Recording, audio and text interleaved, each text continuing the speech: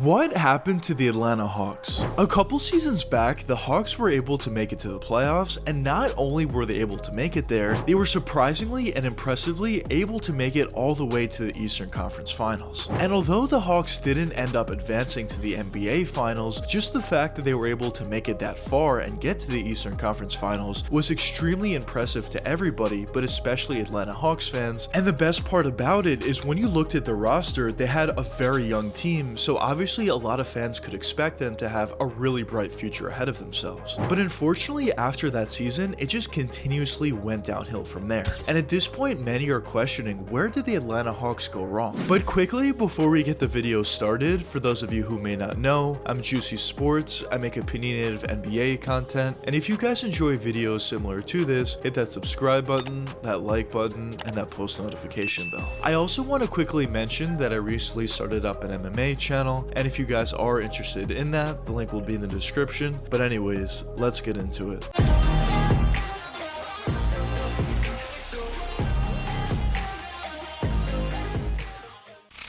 Over the somewhat recent history, the Atlanta Hawks weren't really all that successful, as they were consistently missing the playoffs season after season, and it was pretty clear that they were in a rebuild process. But a couple seasons back, the Hawks were finally starting to build something. When you looked at the roster, they actually had a ton of talented guys on their team, as they had Trae Young, who was really doing a great job at coming within his own, Clint Capella, who was doing very well, Bogdan Bogdanovic, John Collins, Danilo Gallinari was even playing well, Kevin Huerter, Andre Hunter. There were so many different young players, excluding Danilo Gallinari, that were doing a really nice job at playing very well for this Atlanta Hawks team. And during that 2021 season, the Hawks finally were able to make it to the playoffs. And at the time going into that year's playoffs, their first round matchup was going to be up against the New York Knicks. And at that time, I would say most people thought the Hawks were going to win that series, but people also thought it would be relatively competitive, as the New York Knicks did also have a really good season that year. But as it turned out, the Hawks were able to do a great job at just running through the Knicks, basically winning in only 5 games. And after that series, they were able to surprise the Philadelphia 76ers after being heavy underdogs going into that series, and they found themselves going to the NBA Eastern Conference Finals. And the reason why the Hawks were able to play so well during that year's playoffs was due to the fact that Trae Young obviously was playing out of his mind, but also a lot of those other guys did a phenomenal job at stepping up. Offensively, the Hawks were just a very talented team in the sense that they had Trae Young orchestrating the offense, but they also had shooters everywhere you looked. So as a defense, it became very difficult to guard every single guy up very close, while also guarding Trae Young and also guarding the pick and roll between him and Clint Capella. So due to that, their offense became very prolific, and even defensively, the Hawks had a lot of different guys that were actually really good defenders, like John Collins and Clint Capella, DeAndre Hunter, and some others as well. So when you looked at this roster from top to bottom, both offensively, defensively, both in their starting lineup and their bench unit, it became pretty clear that this team was actually very deep, and people didn't recognize how good this team truly was going into the playoffs. But unfortunately, in the Eastern Conference Finals, the Hawks ended up losing to the Milwaukee Bucks, who went on to win the NBA championship that season. And although it was unfortunate for Atlanta that they did lose in the Eastern Conference Finals, at the same time, it did bring a ton of hope and excitement to Hawks fans around the world. Because as I mentioned before, not only did the Hawks overachieve and make it to the Eastern Conference Finals, they also had a very young roster on their team.